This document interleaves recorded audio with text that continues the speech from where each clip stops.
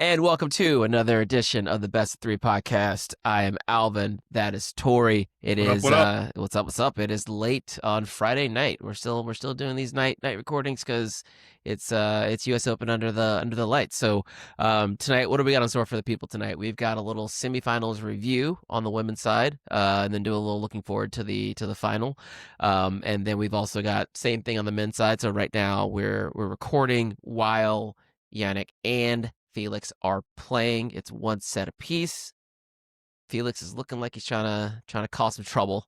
Good trouble. God bless him. God Yeah. bless him for doing it. I mean, because that first set, I thought it was going away, Alvin. I mean, I thought it was going to be an absolute Bill Walton clinic. And I'm gonna tell you, and Musetti tried this the other night as well, and couldn't necessarily close the deal.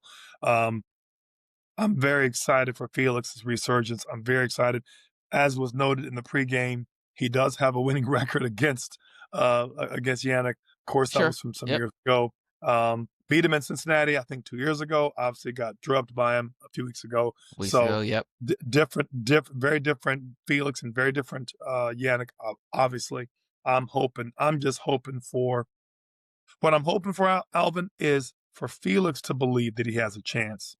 And then we have another player, current younger player, who can be the foil for the big two in any match going forward. I feel like we're running thin on those kind of players as of right now. On the And men's side. On the men's side. on the Yeah. men's Yeah. side, and For sure. I don't want to get too ahead. I know you got a nice agenda laid out, but there's only one elder statesman that has proven that he is a consistent semifinalist in these slams.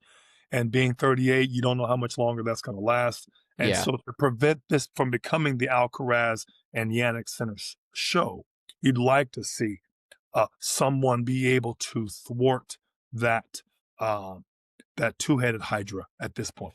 Yeah, and like I said, we're recording right now as Felix and Center are playing their match. So they might finish by the time we get to that portion of tonight's show. They might not. But we got things to do. But I will say one thing about Felix is it feels like his game itself. He has all the tools. When you look for like how would you build a player?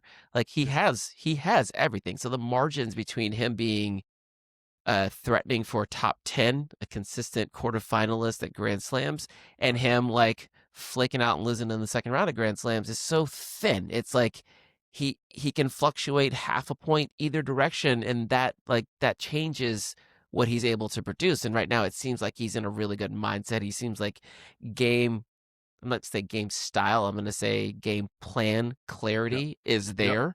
Yep. He's not, what he usually does is overthink. He doesn't seem like he's overthinking Right.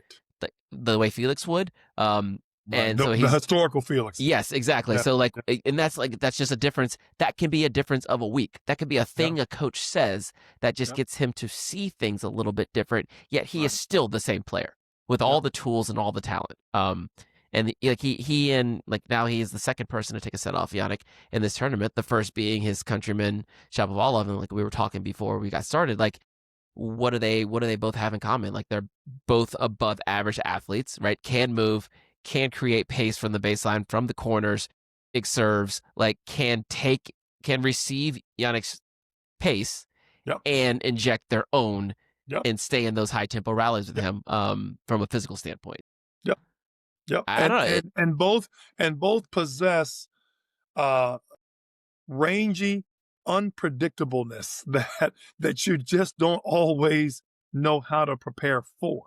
If I am a Yannick center and part of the team, you kind of coach off people's tendencies, right, and their trends. You don't necessarily coach off of what's possible. You coach off of what's probable. And I feel like, Felix is, has been Mr. Consistency almost to a fault in some of his conservative shot making choices and just in general putting balls back in play. We talked about him coming to the net, almost looking for the mistake as opposed to closing it out. And he's coming in because he needs to, because it's high percentage, not because he wants to close you out. Right. And which is to me is why he has some of the issues he has. But the point I'm getting at is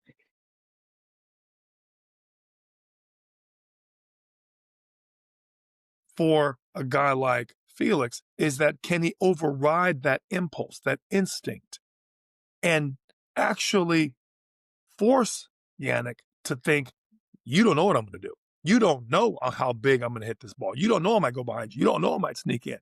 And that's the hope that I'm hoping that he converts to this match is that little bit of uncertainty that may get Yannick to second guess himself a little bit.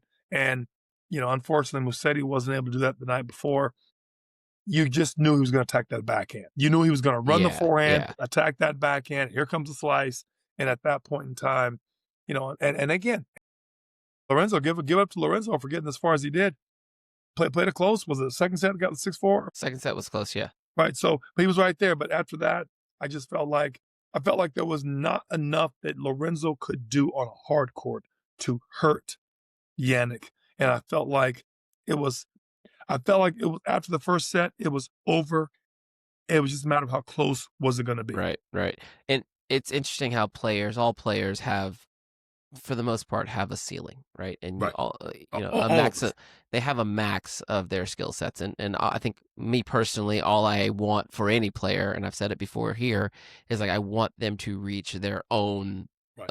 like their own potential, Right. like Whatever that is. be all you can be. Right. And Whatever the that is. interesting case about Felix, and I'm not just saying this because he's doing well in this event right now, because I've watched him a lot over the last, since 2019 Miami Open when I saw him in person, right? So I'm talking about 6 years now.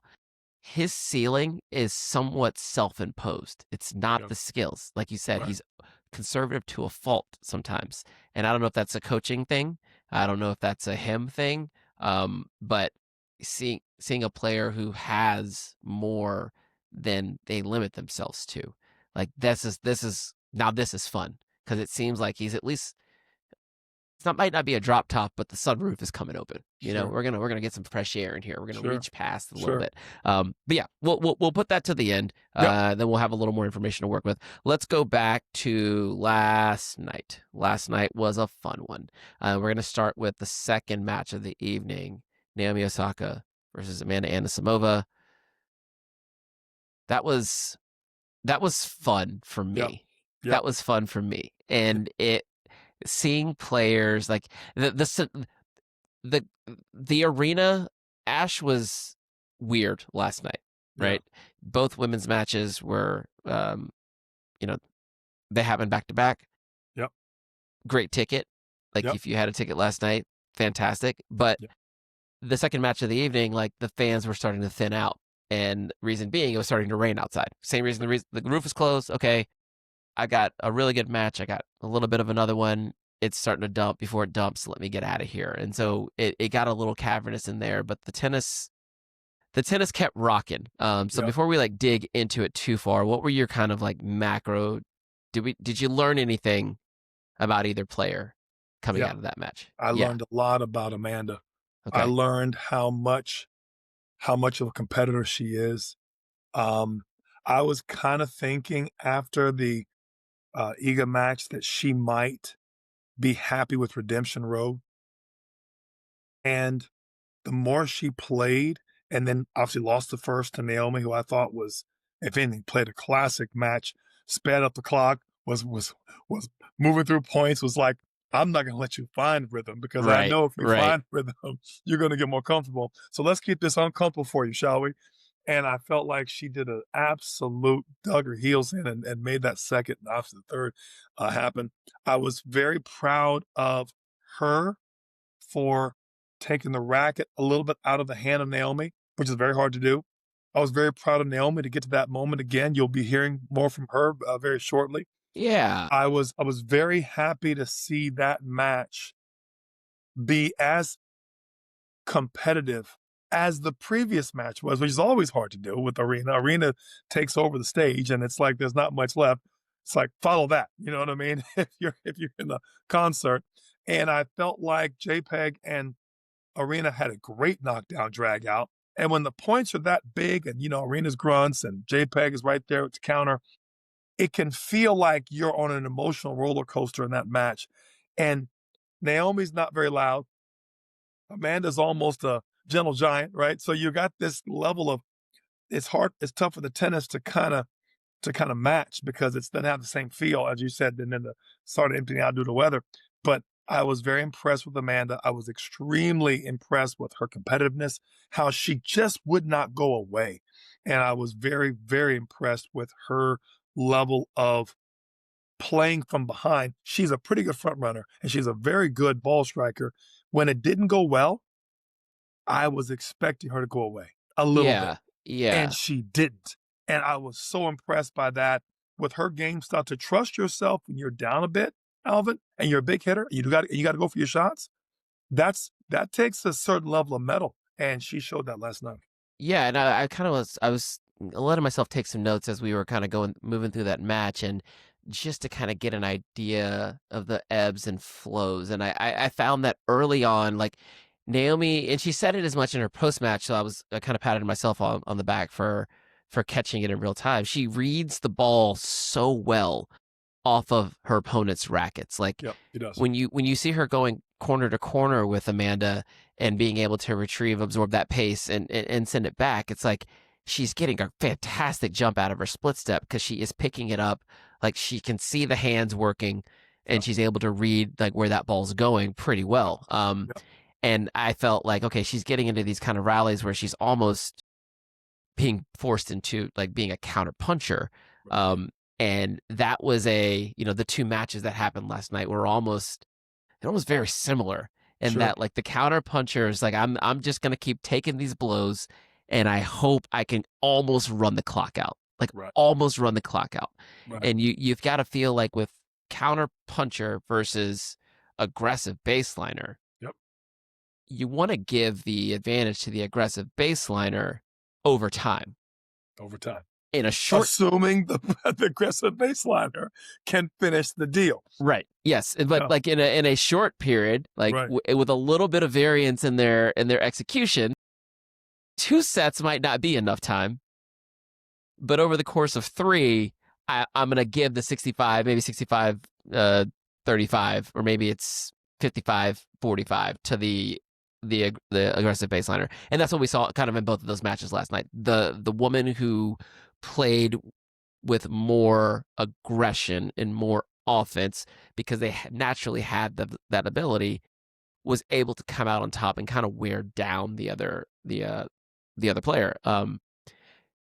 Amanda kind of hit this gear late in the first set where I wrote down like I thought she was like once she realized that going kind of cross court fairly standard style rallies with Naomi was not going to be her sauce. right. She kind of went like F it and just started pulling line Yep. like early. Like I'm As just gonna soon as she could. as soon as she could. Yep. And I read it as redlining. I was like, oh, she's pulling her back and she's just going for it right now. Like, I don't know, I got nothing to lose. I'm going for it. But then you fast forward 2 hours and it's like, oh no, that was the new game plan. Like that was it. Now it just comes down to Took executing a it. few games to calibrate, Yes, and then she exactly. figured, and then she found the targets and went for. Right. Yeah. So that's like that was kind of like the foreshadowing the roadmap for her. Like, okay, she's gonna run corner to corner, and she's gonna try to retrieve and go cross court with these balls. I'm just going to step up, tag line early, tag line often, and let these numbers play as they may. Yeah. There's an old expression, Alvin. You and I have talked about it several times. Hard work beats talent when talent doesn't work hard, right? But when talent works hard. I'm going to give you a new version tonight. Okay, I'm ready. Cross court beats down the line, and down the line is sloppy. But when down the line is money, the results speak for themselves. And what happened in that match, I thought, and same thing in Sabalenka's case, you just can't cover it the same way. There were so many, I think the new tennis, I'm going to call it high definition and analytics software that is called Tennis Viz, VIZ. We talked about it at our coaches conference we're at. They're able to show a little bit of it for those that are out there watching or listening. You're watching the highlights. Anytime you're seeing Novak out, Carlos out wide, they showed it in the previews in the highlights today.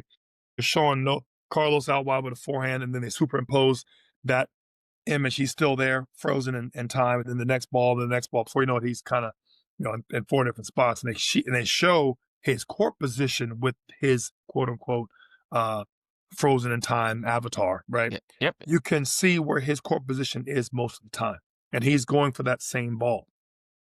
Where you saw Novak almost have to move up, so his avatar is now almost inside the court. The next backhand or forehand, doesn't matter, because he's been stretched on the line twice, is now going backward 6 to Backwards. 8 feet. And now you're losing, you're winning you're winning that battle, but losing the war. You're taking away time. But when that person yanks you line, you're actually losing the overall war of attrition, and you're getting ran worse. And provided that player can do that time and time again, you will not win that battle. The angles of tennis don't help you. The directionals, to quote the famous Paul Wardlaw, that directionals don't help you. And I think that's something that today's player has to understand. It's very sexy to go down the line a couple times and go for that shot. These players are taking a calculated risk to say, I'm not hitting the winner on you. I'm just moving you because I've got to hurt you again. And I got to have the goods, Alvin, to do that, to where it's 3 times a game that I'm successful and only 1 time a game where I'm missing. If that upends, and it often does, Right. it's 1 versus 3. And that's where me and your tennis, and probably a lot of our listeners and viewers are. We just can't have that level of accuracy on the down the line that they do. So it's funny, you mentioned the more aggressive player. Yeah, if you have that shot. If you can do it. But you can't do it if you don't have that level of accuracy and you're inconsistent. At that point, it's more. I remember Craig Tiley at a coaches conference I went to in England during Wimbledon said, the conundrum, 66% of the time you change direction, you lose the point, period. He says, and down the line winners are 3 times more than cross-court winners. He says, so there's your conundrum. Yeah. Which do you want? How good are you? And I thought it was such a great point. If the guy's missing, shoot, keep it cross-court. But if you're good enough, the down the line is, man, it is jackpot. I was introduced, you brought up directionals. I was introduced to directionals in like 2011, 2012 when I was out in Austin. When I was introduced to it, it kind of like, as a relatively young coach at that time, it kind of like lit me up. I was like, oh, I wish I had known about this before. Right. And for those who are, and you can correct me if and when I screw this up, but directionals essentially give a player a playbook of where you should go based upon the position from which you hit a ball. Right. Yep. So and receive a ball. And receive a ball. Yeah. Like where if I am hitting it, I'm left-handed, Yep. I'm hitting a forehand from the left. If I get a ball on the left side of the court that came from the ad diagonal, 9 times out of 10 it needs to go back there. Right. And then now we're just trying to. Actually, I'm gonna pass it back to you, TH. I'm gonna let you explain directionals. Yeah, that's what we should do. Paul Wardlaw, who was I want to say Paul was at. I'm gonna get this wrong. I'm gonna say he was at Brown. I'm pretty sure it was Brown for a long time, head coach at Brown, and he had this. He wrote a book about it, and the whole concept of directionals was, in a sense, the geometry of both you and the ball you have and the ball you receive. He would say, and here's a great synopsis of the directionals concept. The ball should not, there's an angle that you're of attack that you're receiving the ball on. And if you are ahead of that ball, go cross court. If you're behind that ball, go middle. If you have the ball, go line, right? But his whole point was, but you have to be able to cover the same ball, which means a down the line ball. You have to handle your down the line return. You have to be able to handle your back middle. You have to handle your back cross, which is why it is more likely to go cross, because you can handle more shots, right? He would also say, if you went cross court, you should go back the same angle that the ball was made from to not open up more an angle. If you go wider, as we all know, an angle tends to beget another angle. The beauty of Paul Wardlaw's down the line theory was, down the line is sometimes your only option based off time. But he said, if you are so many feet from the sideline, go that many feet sideline down the line. In other words, if I miss a ball, I'm 3 feet from the sideline, Alvin. My true down the line is 3 feet from the sideline on the other Yeah. side. Yep. If I miss that ball wide, even if it's in, if I miss a ball wider than 3 feet, if I inside a foot, I miss my target. So his thinking was more about have the target there more than where it goes. You get lucky. We all get lucky. That happens. His point was, and if you're outside the sideline, he was like, you have to be phenomenally good or phenomenally stupid to go for that down the line. Right. What are we seeing now, Alvin, at the Pro Tour? Guys are phenomenally good. You got guys going outside the alley, going down the line. Yeah, the directionals Routinely. is a baseline it's a baseline game plan for most players. Most players. If you play directionals and you work the proper diagonals, hit the right aim for the right target off of the right ball, you will win. You will make a high percentage of balls. You will win a high percentage of matches. It's like it's your baseline. Yeah, but Pythagorean now, theorem. It yes, will work. exactly. It works. It will work. But in this space, when we get up to the next level, and that's kind of like, directionals 3.0, it's like, yeah, until we start to inject a lot of pace and a lot of athleticism, like that it by itself won't work, right? And that's what we're talking about now. Amanda Anisimova versus Naomi Osaka last night was a perfect example of like one player is like, I gotta hold on to these directionals, and then the other one is like, I have to break it, and I gotta break it early. And then you saw Naomi also then adjust, like, okay, anytime I get an opportunity, I gotta go as well. I can't sit on these directionals because she's getting on my ass any opportunity she gets. Let me add to that. There's a few times that Amanda tried to play the ball safe back up the middle. Naomi's quiet mutant ability, besides her reads, is her ability to absorb pace And redirect. and to redirect. Yeah. She took so many balls, Alvin, that looked like they were soft angles off the middle ball that she made Amanda's game plan quite easy. As risky as it was, Amanda was like, well, screw that. Every time I go back hard middle trying to reset the point, she yanks me wide off either side. Her forehand roll, she looked like the Wii avatar. Alvin, every time. Yeah. Exactly. Every time you saw a ball, she has the innate ability to kind of shore up or roll or kind of absorb, even if she has to kind of take elbow so chicken wing it a little bit. Her elbow and her wrist last second to get a ball down or in. She just adds what she needs to, like a good chef in the kitchen. She knows, okay, a little less shoulder turn, add a little elbow, just a little bit extra wrist, you're good. That's how we'll take care of this one. And she does it phenomenally well, which is why she's able to hug the baseline as well as she does. The Amanda then realized, well, screw that. There is no reset. Because that also exposes Amanda's lack of speed too. Like if she's in the forehand corner and she goes middle, and then Naomi is like flicking it like a pinball arm, like over to the ad corner. It's like, well, she can't cover that ball. Can't cover it. So don't hit it anymore. Better off running her first and get me a running ball that I can tag line on again. Right. And then the other way around. So it was really good to see that level sometimes, and this is ironically an offshoot of Paul Wardlaw's directionals. And if it ain't working, go to option 3. Yeah. Right. Drop back in the shotgun and go long. Because at that point, what else can you do? They've taken option 1 and 2 away from you. So great tennis, and I agree with you. Naomi catching Amanda on any other night or catching anybody else, she'd be in the final in this tournament. She's faced a resurgent and very confident and very clean ball striking Amanda Anisimova. And I have to tell you, I've been talking. I've been singing her praises since I got on this podcast a few months ago about the likes of her backhand and just the level she could be, and don't sleep on her. I feel like, she has truly shown the world how good she could be. Many of us who've been watching her for a while have known that. I saw when she was in the girls' 12s. She went on to win U.S. Open Junior. She had some time off, which I thought was good for her. I saw it early this year. I was like, you know what? Amanda's starting to play good ball again. And she hadn't done it yet at some of the bigger stages like Australia yet. But I was thinking to myself, you know what? Don't sleep on this girl. Sure enough, Wimbledon happened and she had a nice situation. And now here we are.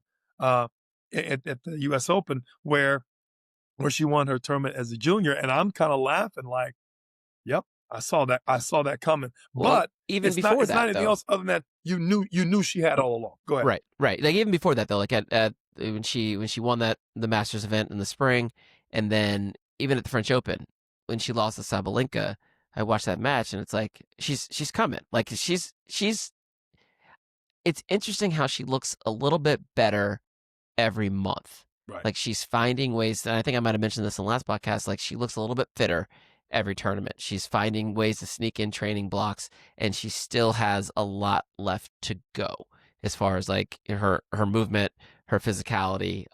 Like the tools are there. Yep. Like she hits the biggest backhand Right. in the event. I'm sure everyone saw the stat. Like she's hitting backhands bigger than center, bigger than Alcaraz. Like 77 was it? that 77 miles an hour. 80 something. Like she's 80 now. Yeah. hitting them like forehands, like Right. howitzers, right? And that I think that's very well documented. The thing that last night was, we talk about this sometimes, like her forehand, it is 75% effective. Like when she has an opportunity to tag it, she hits it well.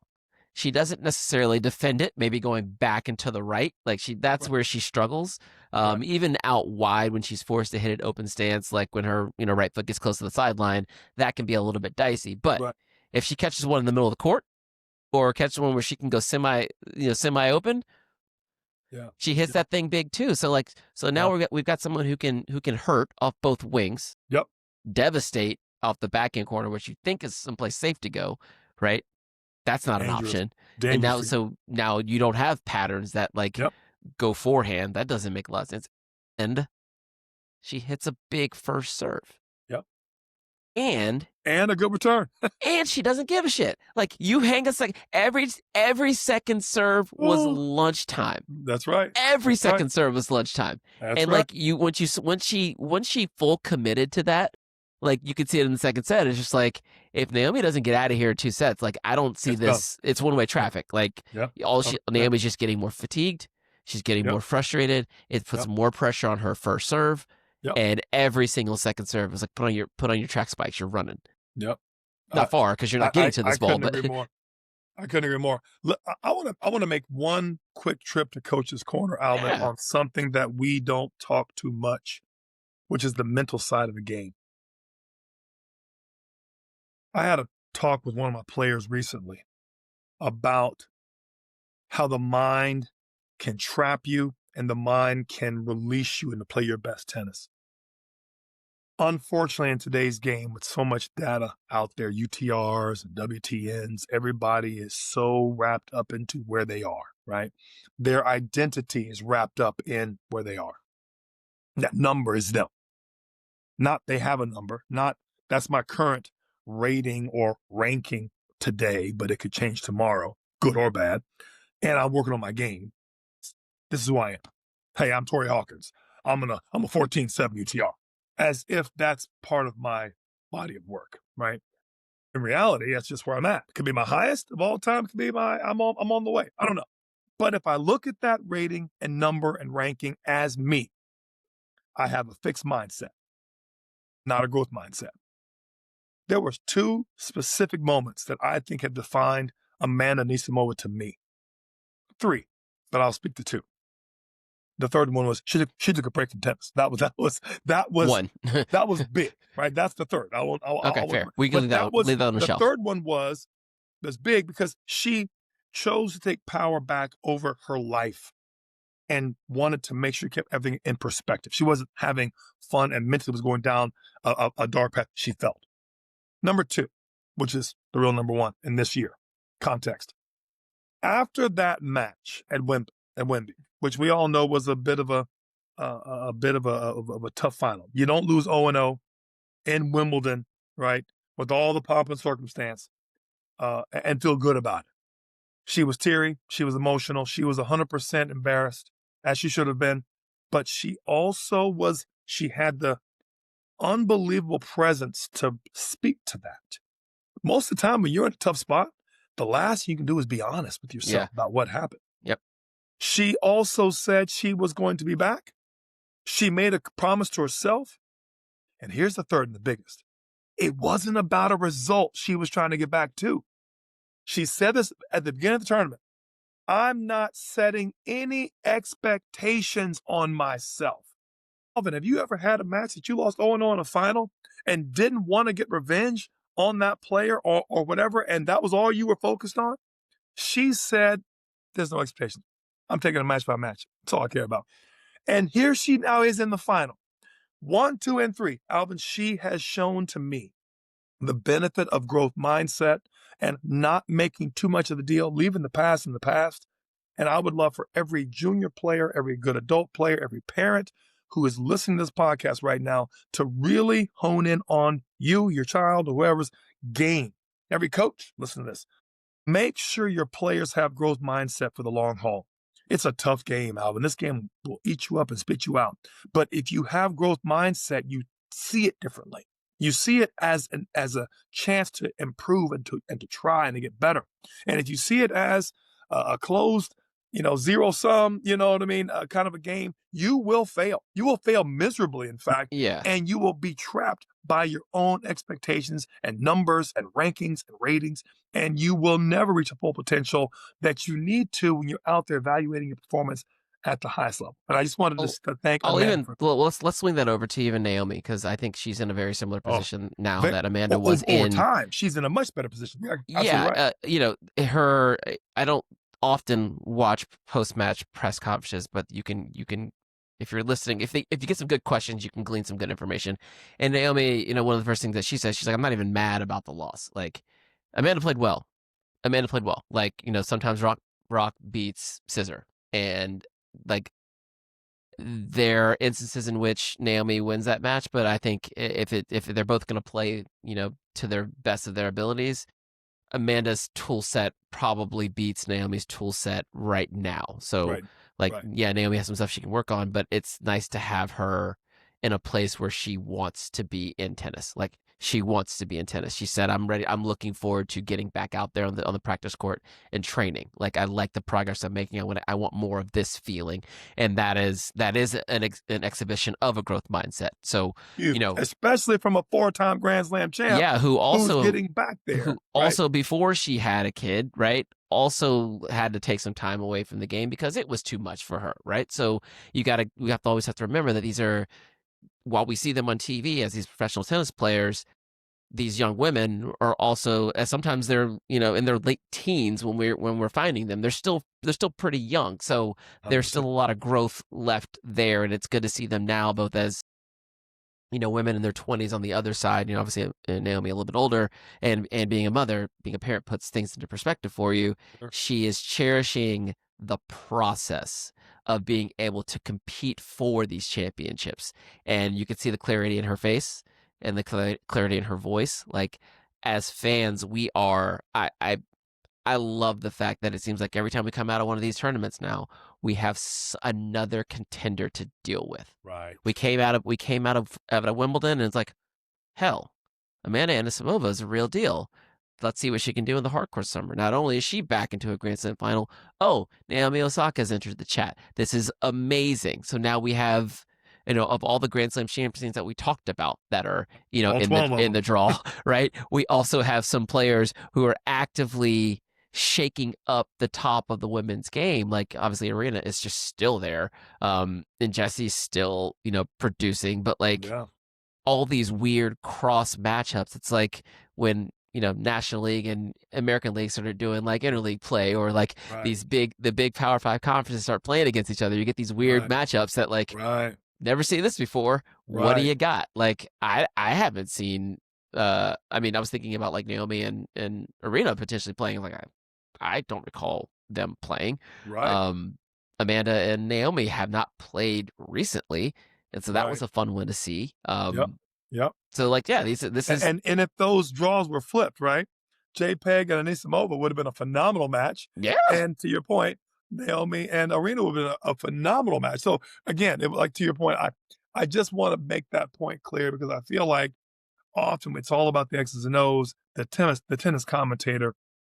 God, please don't let me get started. Yeah, that's going to be another. God. Let's not. Because I'm there with you now, so let's not. We'll get way off track. The point I will say is, as a body, and it's their job. They're there to focus on results and head-to-heads and kinda give us some context and backstory. There's a person out there. I thought Yannick Sinner said it best. I'm not a, I'm not AI. I'm not a serve bot. I'm a human. I have bad days and good days.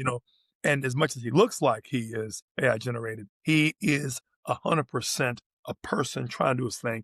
And I feel like sometimes we forget these people are all works in progress, as we all are. Anyway, I wanted to mention about JPEG and Arena. Yeah, let's go. Let's flip over that match. I thought that was a phenomenal match.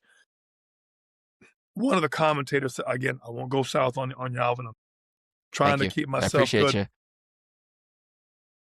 good. you. There was only one difference in that match. Only one. What was the difference? Jessica Pegula's serve versus Arena serve. It was the only difference in the match. JPEG went slice body a bunch of times. And by the way, it netted results.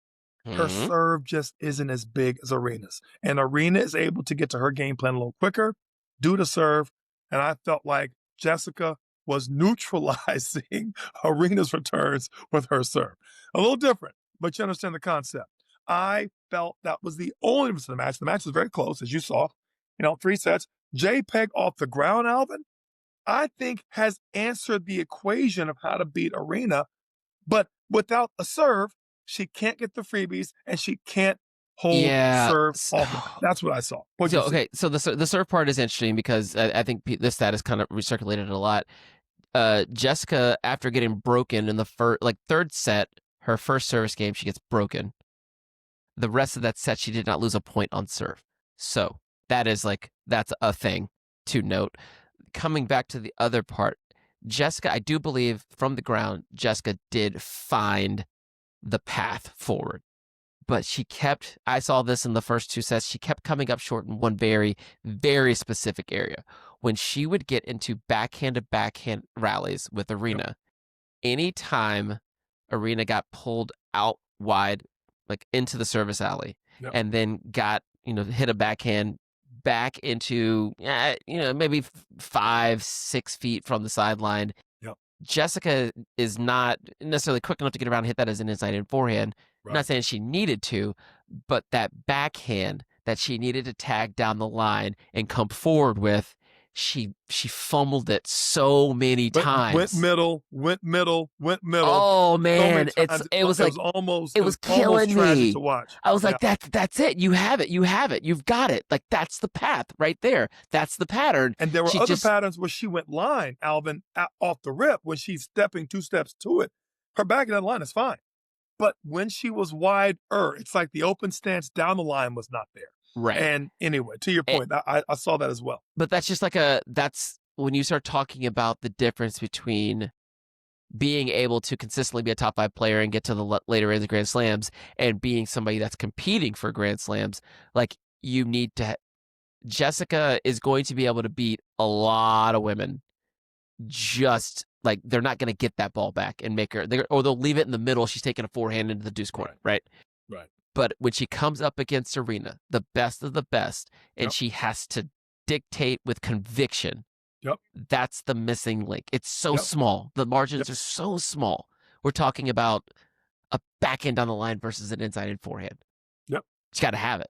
You got to have it. You know who does have a backhand down the line?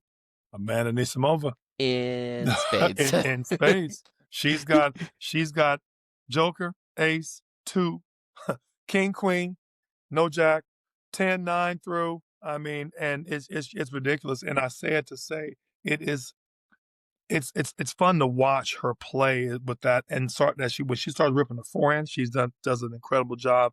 I feel like her backhand feeds her forehand. Like a lot of players, forehand kind of helps her backhand kind of come alive. She's a little bit of reverse. But bottom line, Alvin, 2 great matches. I also like how Jessica Pegula, Alvin, I go back to years ago, and shout out to obviously Jessica, but also my good friend Adam Gusky and his wife, Ansley Cargill, who I know you came up training some with Ansley and Kristen, in the years, Ansley and Kristen. I remember meeting a young Jessica Pegula at like 12 years old at the wall at like 12's clay courts, you know what I mean? And I remember this girl, I had a little girl I was hitting with, Abby Grant at the time, and I'm watching this girl hit the ball. I'm like, oh, pretty clean ball striker.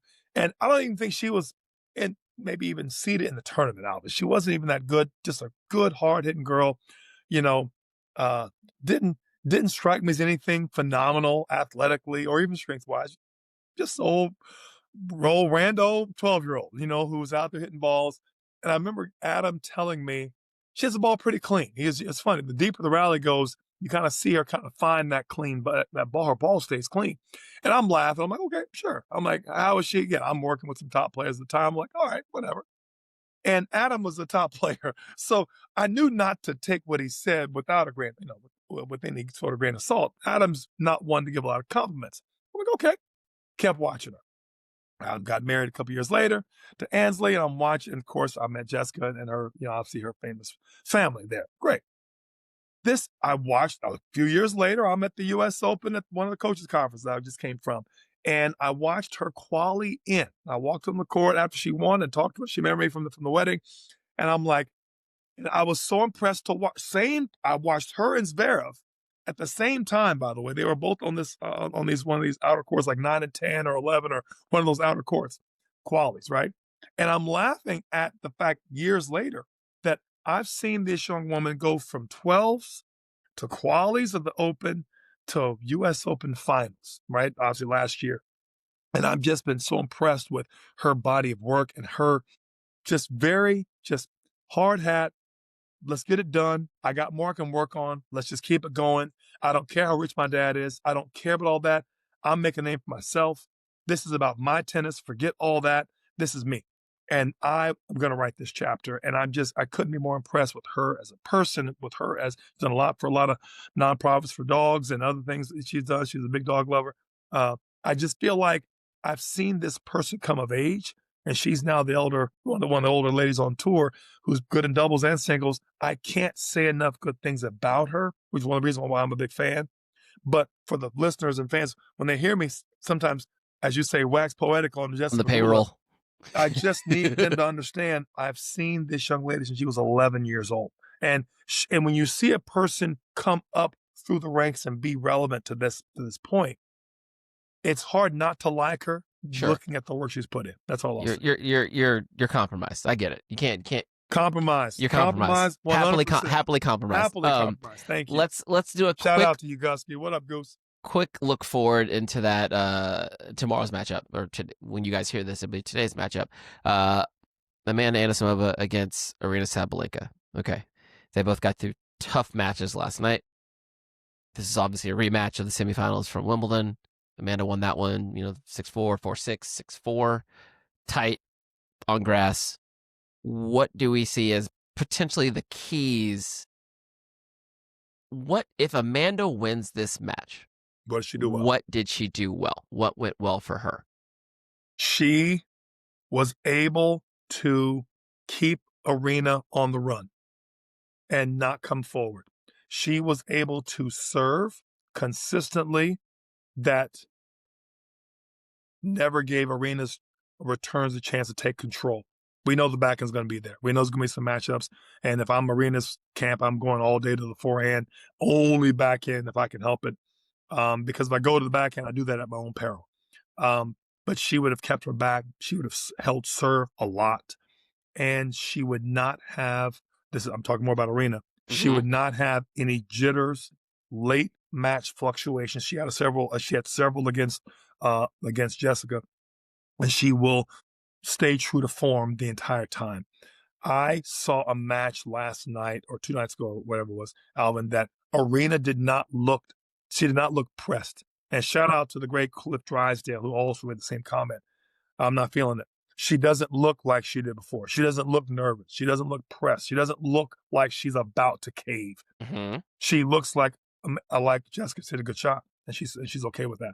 And I feel like that's also speaking to her mindset, which has changed. Do I think Amanda will do it? I hope so. Do I think that Arena's shown all term that she's mentally kind of overcome that hurdle? I do. I think this is Arena in a close 2. Arena in a close 2. Okay. I had this when I watch Amanda play. I go, she's the real deal. Like I'm done questioning or putting limits on her based upon I value movement maybe more so than most people, or Yep. maybe I value it appropriately when at Yep. the upper level. The best, as the Yep. great Roger Federer said, the best players are the best movers, right? But if you can, and we've talked about this for years, right? Hitting a ball too big for you to Right. defend, Ball right? speed and foot speed. Ball speed and foot speed. Her ball speed Yep. far outtracks her foot speed, right? Which These is are why I give Arena the nod. right. Just so we're But clear. No other nod. kind of like the conversation about directionals, though. If you have this superpower, you can kind of override things. She hits the ball so damn hard that she sometimes doesn't have to deal with the repercussions Sure. of hitting the ball that hard. She goes Sure. past the limits of Sure. having to deal with that same ball coming back to you. 100%. So I feel like if she can strike first, I feel like her strikes specifically down the line are probably cleaner than Arena's. Bigger. Arena More on penetrating. Arena on the front foot. Yeah, that's a different story, right? But when we're talking about going from a neutral position in the court to then going down the line with an aggressive ball, that's Amanda's wheelhouse. And I feel like if she can get there first and land enough of them early, I feel like Amanda playing her, if both of their A games show up, I actually give the slight advantage to Amanda. 100%. Because I think she's like Steph Curry. She'll just pull from everywhere. She can outstrike. Right. Which is wild. Which is rare to That's say. Wild. It's a mutant ability. I mean, it 100% is. My only thing is, if it isn't, and if she plays her smarter, rolls a little bit more, takes a little bit off, makes more serves, makes more returns, or sit. Amanda has a great ability to counter your best ball. Her strike off the backhand can be good, but if she's a little early, she goes back cross court.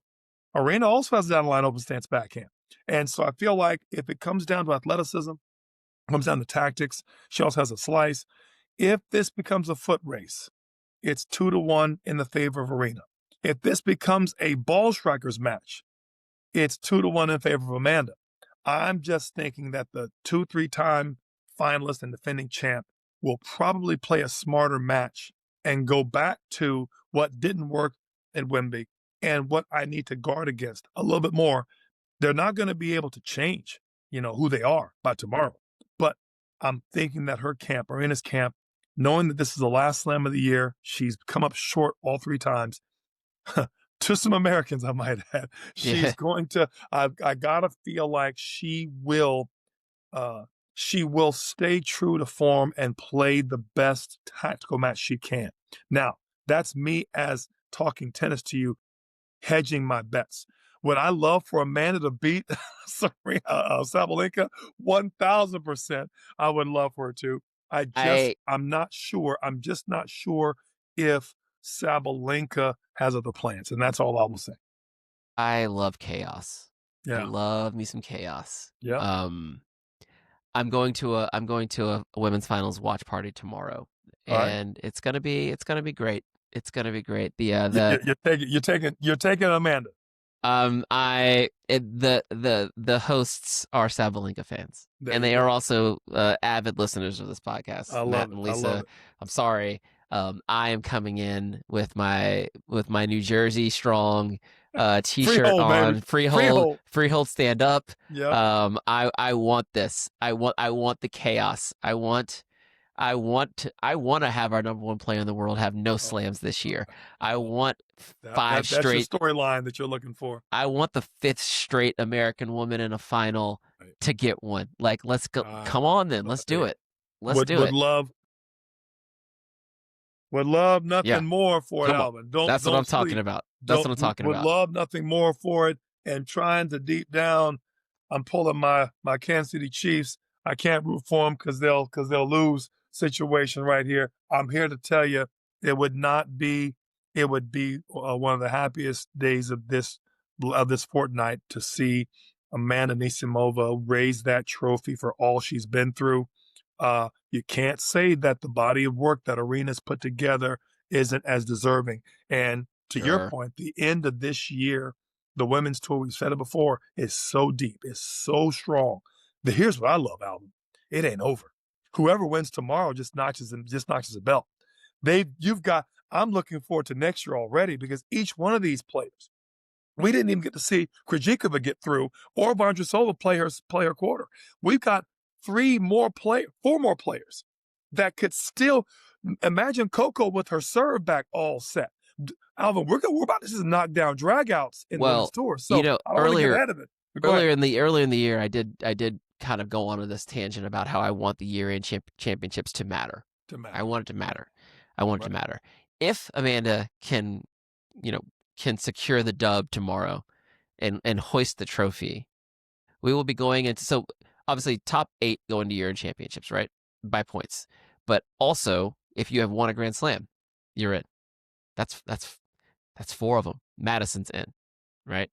Obviously Coco, she's gonna make it by ranking, but she's in. Iga's gonna make it by ranking, but she's in. Amanda might make it by ranking anyways, but like she's in. Yep. Let's make it matter. Let's go to Saudi and get those dollars. Let's have a good time. Let's roll up our sleeves. Let's try to win this thing. Like, and see a phenomenal week of tennis where you don't know who's gonna win. I want it all. I want it all. I want it all. But you mentioned this is like tomorrow's like one of your happiest days of the fortnight. Today was one of my happiest days of the fortnight because Carlos did what needed to be done. You treat that old man like an old man. Carlos looked unbothered from get-go. He came out and he's like, I'm just going to run you around a bit. We're done with this. This is nonsense. He's just looking at everyone like, this is nonsensical. Why is he still here? Wimbledon last year, Alvin. I watched the match. Yes. It looked like Carlos was taking away his candy a little bit. I'm the new player. It is my job to dispatch you because you're in my way of getting to this tournament. To be considered like you, I have to beat you today. I think he got a little bit in his own head early in the year, kind of went away a little bit. The Australia match was weird. It was weird. The Australia match was weird. But he came out with the same intention. Alvin, I'm going to tell you right now, today, he was more laser focused and locked in than he was with Wemby last summer. Alvin, he looked like the champion he was.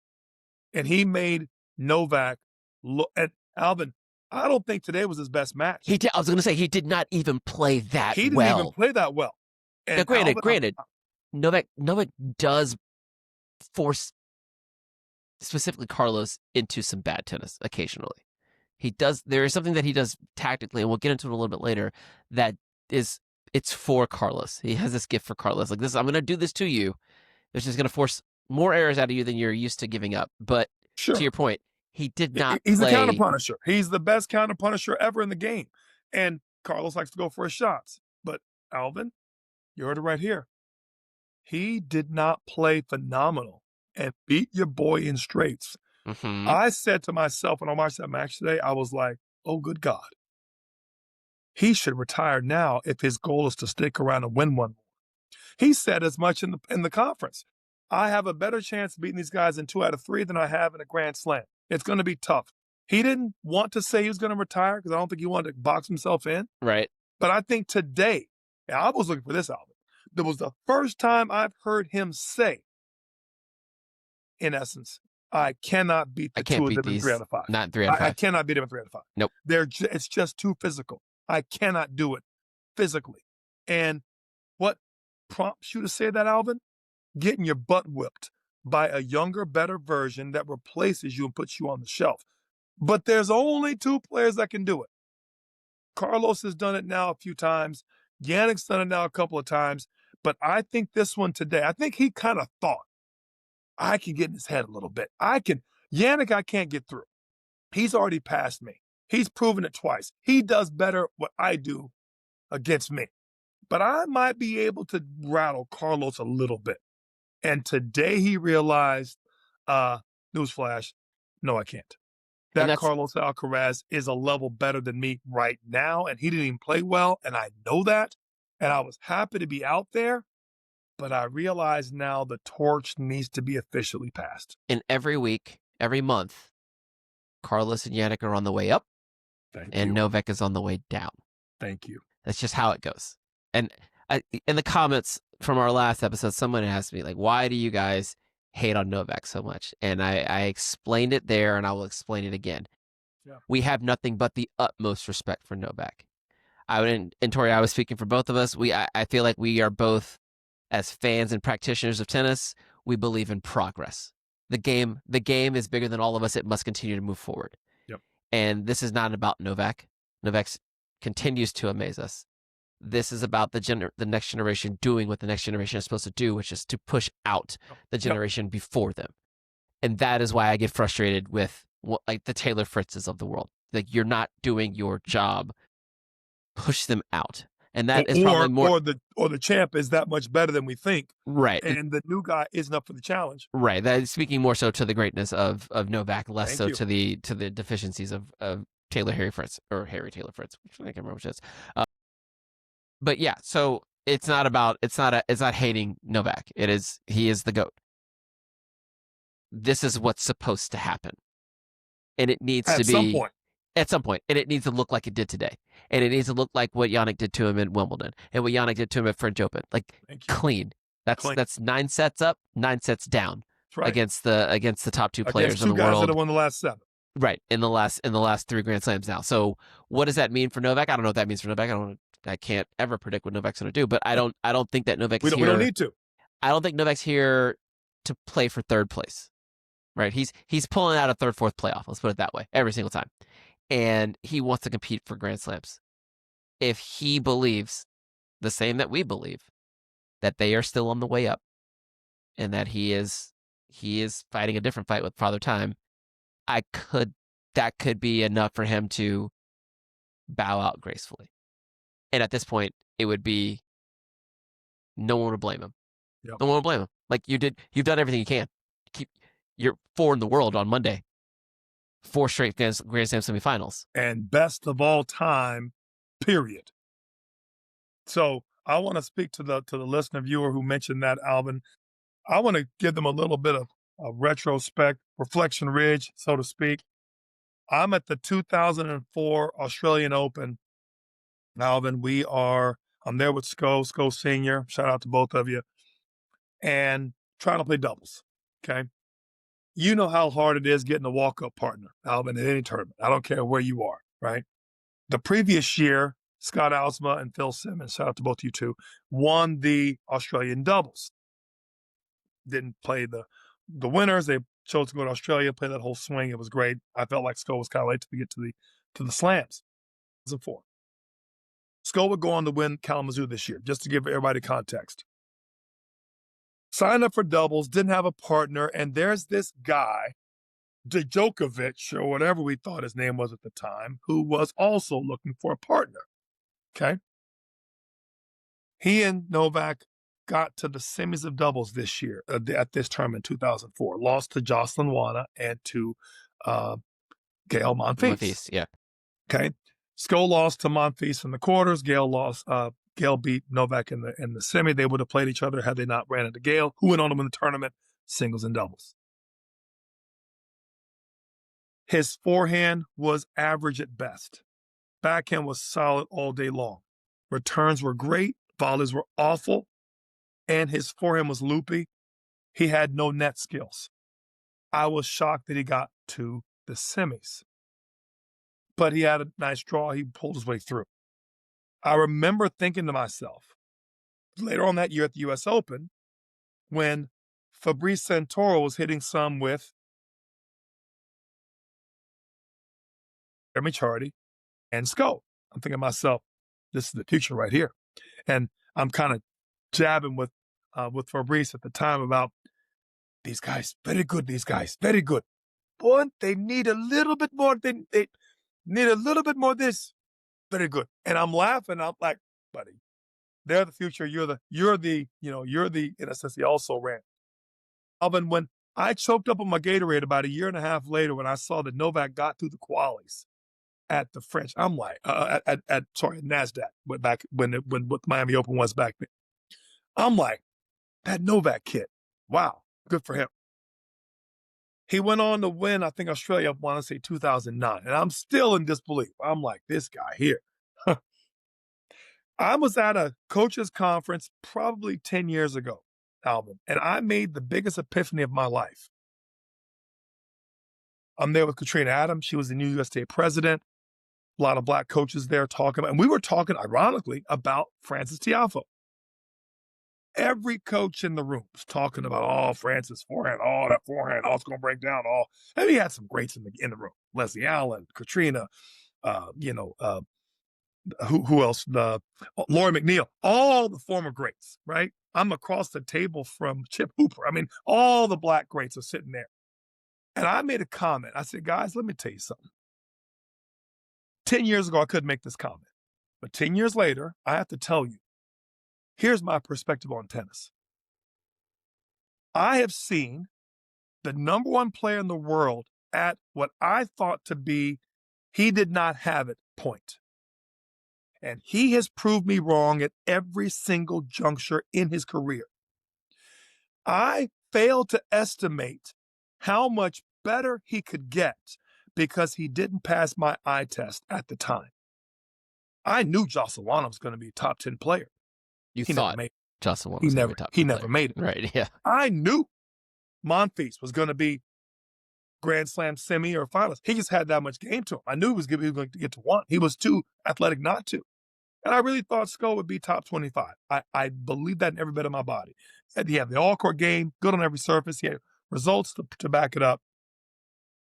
When I look back at Novak, it was what I didn't see. How much better could the forehand get? How much better could his serve? Yeah, that's How an much interesting better? way And to this look is at you what has flip it on its formed head. my Yeah. whole tennis being ever since. Novak Djokovic has changed me as a coach. Don't look at what you see. Look at what he does well and what he could still get better at. So let me say this to the viewer listener who thinks we hate. He has fundamentally helped me as a person in my career because I no longer look at what he does or what he has now. I look at what he could still get and how good is he without those things. And as they say, they never measure the size of the fight in the dog. They always measure the size of the dog in the fight. Novak has taught me that valuable lesson. And make no mistake, I have never forgot that lesson. He has gone on to win 24 Grand Slams, most of all time. I think he has the most career wins. Alvin, there is nothing but accolades I have for the man. And I hope that he goes out whenever his terms are. But make no mistake, we are huge Novak fans in the terms of what he's done for the game. Our only piece is that we are maybe a little bit impatient for our current guard to Right. usher him out. We're not mad at him for winning. We're mad at the current 3, 4, and 5 for not dispatching him like 1 and 2 have so that we can move forward into the next era. And the fact that he's still relevant is still a lesson he's still teaching us. I'm done when I say I'm done. And I don't think you all know that. And when I'm ready to hang it up will be when I feel like tennis can move on without me. Right now, only 2 of you guys know the riddle on how to beat me. So I'm doing this for tennis. You've That's told what me that. You've told me that Novak story before, and it when I hear it, it reminds me of, okay, when I evaluate players that are playing today. And I made the comment once that I feel like Jannik Sinner has, we're seeing the best of Jannik Sinner, that this is the best of Jannik Sinner. And then it forces me to think, okay, well, why do I feel that way? And I often talk about, well, he doesn't come forward as naturally. He's not as handy at the net. But to your point, and same thing goes for Ben Shelton. It's not about it's not about where they are right now and what they don't have right now. You have to look at Novak as the blueprint of and yet they still can get better. They still can get better. Just a quick update. Sinner did take the third set, 6-3, so he's up 2-1 right now. They're on serve, second game of the fourth set. We can live in this space. Let's just, I don't want to assume, but maybe we can take 2 divergent paths here. If we get Sinner versus Alcaraz part 3 for this year, right. God bless. Okay, if we find ourselves in that situation, we've Yeah. got one guy who's made 3 slam finals this year, and you got another guy who's made 4 slam finals this year. What are we? Okay, that is literally another Just episode. take your That's time to literally another episode. Yeah. Yeah. We've seen one great match, classic match in the French Open at One to Roland gauge Garros. it. Yep. We saw a highly efficient match, maybe peak center at Wimbledon. At He least up to played now. no, him in that place at that time probably could not have played better. He played amazing. Sure. He knocked Carlos off the court. I like effectively. your word efficient. I think that was a great way to So, but we're here in this tournament now, different surface, which is awesome. I hate even speculating about like what are the keys to victory for each player. I feel like these two guys, we close the book and we just sit back and we enjoy. Watch two artists at work. Yes. I think that is the right way to look at it. So I'm not going to make the assumption that Sinner is going to take this match, but he probably is. If he doesn't, maybe we'll record. No, we're not going to record another one. We're not. It's going to be what it's going to be. You guys are going to deal with it because it doesn't really matter what happens. We're going to sit back and relax and enjoy the final as is. Final. I will tell you, Alvin, this rivalry is one of the best rivalries that tennis has had in a long time. And that is in full appreciation of what Novak, Rafa, and Fed have given us. Pete and Andre back in the day, going back to the years with Borg and McEnroe. Tennis kind of needs a rivalry. You have a champ without a rival, you don't appreciate how good he is. Martina and Chris, right? And let me say this: as much as I am I won't go there, Alvin. Nope, please don't. Please don't. Chris and Martina kept the WTA, like whatever it was back in the day, before it was the WTA, kept it on life support with their rivalry for 20 years. And Alvin, that's what I feel Carlos and Yannick are doing right now. They are pushing the envelope of what a rivalry is. And I can't wait for the next iteration because they need each other to push each other. Carlos was a little bit on a walkabout, early in the year. And he won that match, let's be honest, was a little bit lucky. Great match. But he stole some match points and played some phenomenal tennis. And I think in his own mind, kind of felt bad for it a little bit. Kind of knew Yannick was probably a better player than him. And then it showed up at Wimbledon. And then something clicked mid Wimbledon. I'm not playing sharp enough to beat him if we play again. And you know who showed me he's the sharper player right now is Carlos Alcaraz. He's coming to this tournament, Alvin. He's playing phenomenal tennis. He's showing net skills. Going back, he showed defense. He's showing offense, bigger serve. He is looking as sharp as he ever has. And I have one person to thank, and his name is Yannick Sinner. Because that's what rivals do to you. They make you dig deeper and make you improve and make you, you know I'm going to see you next week. I'm going to see you 6 months from now. And that head-to-head is what drives everyone else. Right. Yeah. And that's what you have to appreciate. It's, I'm a story guy. What is the story at the end of this year? We're at the precipice of the end of this year. Are we going to leave 2025 with Yannick Sinner winning 3 out of 4 Grand Slams? Like that is a thing that not many players have been able to pull off, right? It is rarefied air to win 3 slams in a year. Like Fed did it a few times, Novak's done it a few times, but like that's the list, man. Like in our recent history, like that's the list. Did Nadal do it Very once? difficult.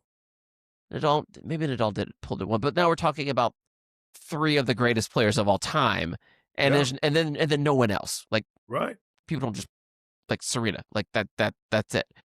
Is Yannick Sinner already put him on your hand? Right. Is Yannick Sinner already on that list? Yeah. Like, I know what you're saying. Yeah. I mean, if he does it, then he is, and that's where we are in real time. Yeah. But would it be better if we stick with this narrative for a little while longer? Like, let's say Carlos wins it. Now they've split the Grand Slams this year. They split them last year. Now that's a real rivalry. Now we're chasing for number one at the end of this year. Like, Yeah, I don't think the rivalry is going to matter if one of them wins or doesn't win tomorrow. Or assuming they both get there on Sunday. I think it's a rivalry either way. yeah, And here's how you know. Both of them are getting better for the other one. yeah, And that's already manifested itself in the matchups already. I am calling for a Carlos win just because of how well he's played all tournament. I'm not calling it for the rivalry. I'm calling it because that's just the way he's playing right now. And that's how you have to gauge it.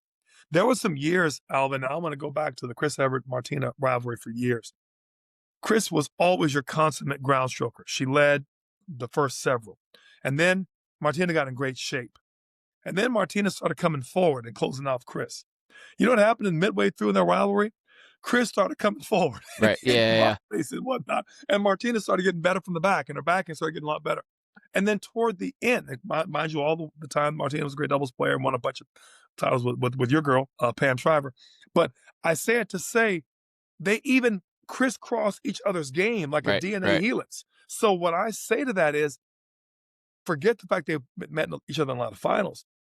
They picked up cues from the other one, no different than Borg and Mac, no different than Pete and Andre, and so on. So what I'm telling you, that rivalry's already been established, and it's already helping us usher us in a new level of tennis.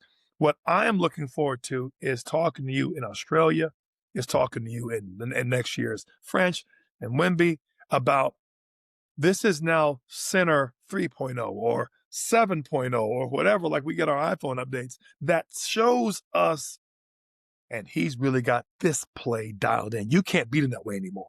And that's what you're going to start getting to. And it's fun for both of them because the challenge is that strong and the bits, the micrometers are that small right, to yeah, fix.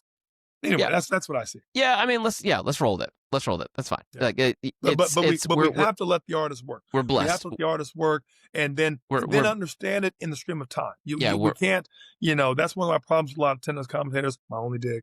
My only problem with the commentators, they're too trapped on the numbers. They're not watching the artist work.